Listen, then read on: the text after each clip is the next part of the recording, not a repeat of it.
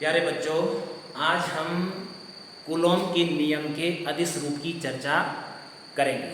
Coulomb का नियम पढ़ने से पहले, इसको समझने से पहले हम पॉइंट चार्ज क्या होता है, बिंदु आवेश क्या होता है, इसको समझेंगे। बिंदु आवेश क्या होता है बच्चों, यहाँ पे मेरे पास दो ऑब्जेक्ट हैं, पहला ऑब्जेक्ट और दूसरा ऑब्जेक्ट, इनके ऊपर आवेश है, इनके ऊपर चार्ज है और इस ऑब्जेक्ट का जो साइज है, इसकी जो रेडियस है वो 1 मीटर है, इस ऑब्जेक्ट की रेडियस भी 1 मीटर है और इनके बीच की जो डिस्टेंस है वो है 500 मीटर। इस ऑब्जेक्ट और इस ऑब्जेक्ट के बीच की डिस्टेंस 500 मीटर है।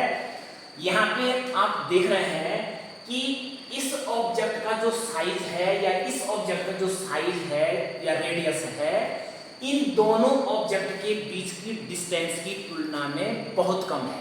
इसीलिए ये ऑब्जेक्ट इस ऑब्जेक्ट के लिए पॉइंट चार्ज है और ये वाला ऑब्जेक्ट इस ऑब्जेक्ट के लिए क्या है, पॉइंट चार्ज की भांति व्यवहार करेगा। अब हम कूलॉम के नियम को पढ़ेंगे।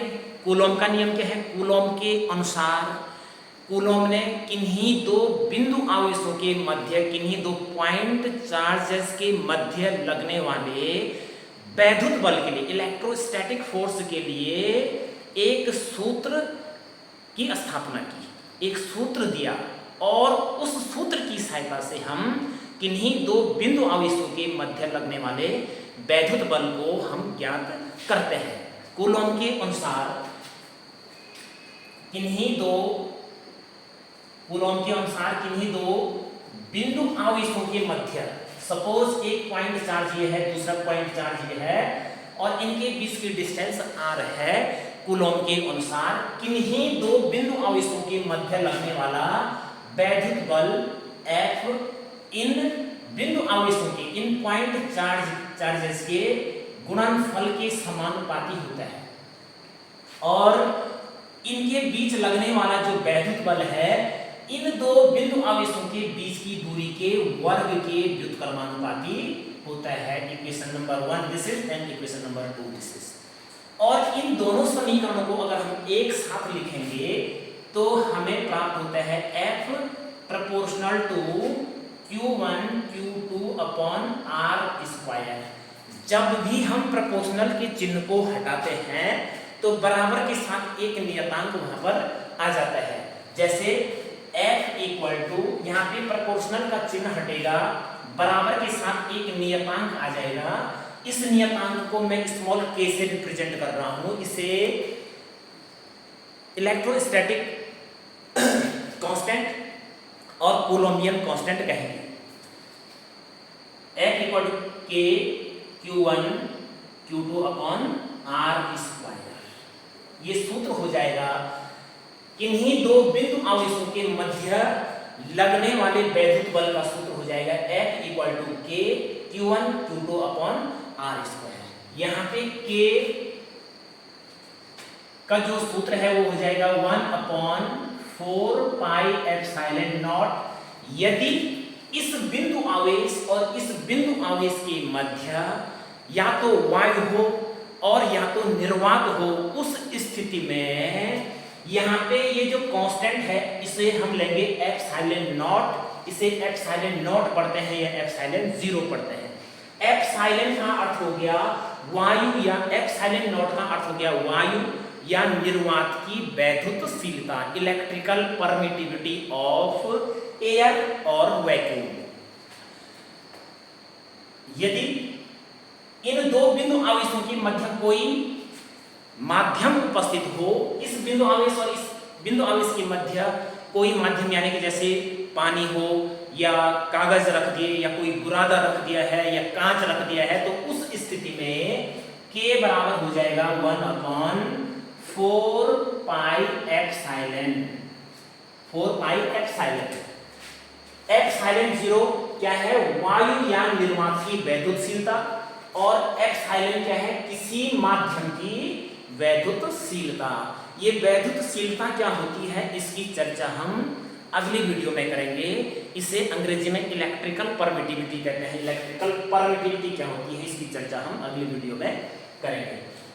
तो जब इस बिंदु आवेश और इस बिंदु आवेश के मध्य वायु यान निर्वात हो तो उस स्थिति में F इक्वल टू हो जाएगा K की value 1/4 pi epsilon not Q1 Q2 upon R square.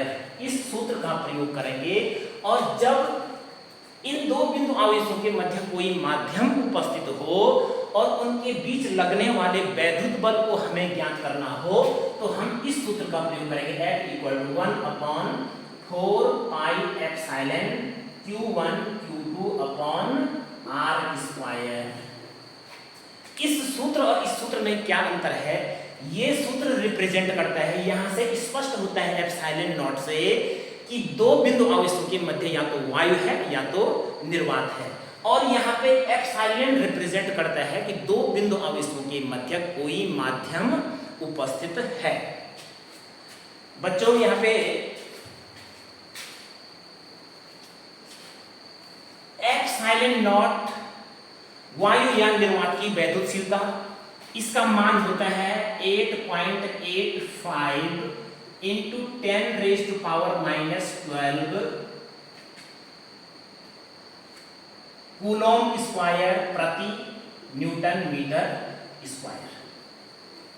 और यदि हम K की वैल्यू वायु या निर्वात की उपस्थिति में K की वैल्यू ज्ञात करें 1/4 पाई एप्सिलॉन नॉट सूत्र से, इसी सूत्र में यदि हम 4 इंटू पाई की वैल्यू 3.14 रखें और एप्सिलॉन नॉट की वैल्यू 8.85 इंटू 10⁻⁻12 रखें तो ये हमें प्राप्त होता है 9 × 10⁻9 और इसका मात्रक हो जाएगा न्यूटन मीटर स्क्वायर प्रति कूलॉम स्क्वायर।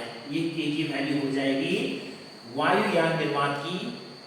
वायु या निर्वात जब इन दो बिंदु आवेशों के मध्य हो तो K की वैल्यू हो जाएगी 9 × 10⁻9 न्यूटन मीटर स्क्वायर प्रति कूलॉम स्क्वायर।